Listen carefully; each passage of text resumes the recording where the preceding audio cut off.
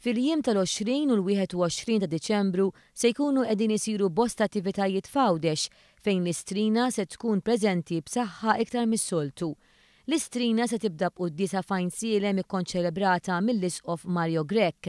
Il-President Mary Louise Colero Preca qalet li tul dawn il-jumejn ta' attivitajiet se żżur il-pjazzezz ta' madwar Għawdex u kollox jasal fit-tmiemu il-ħadd fil-Pjazza tal-Belt Vittoria.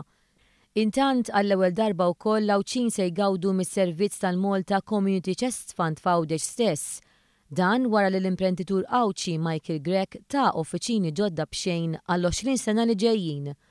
Waqt l-inaugurazzjoni ta' dawn l-uffiċini, il-President fissret l-importanza ta' dan is-servizz f'Għawdex. Dejjem xtaqt is-servizzi li jieħdu l-Maltin ikunu wkoll qrib l-Għawċin. U bekk allura jiġi frankat it-traġitt u anke s-servizzi li hemm isiru b'aktar effiċjenza. Hija rimarkat kif il-Malta Community Chest Fund qed tonfoq is-somma ta' 230,000 euro kull 4 ġimgħat.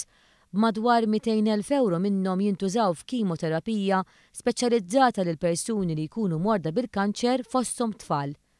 L-Isqof għal Għawdex Mario Grech qal li dawn l-uffiċini se jkunu post li minnhom jinżera l-ġid.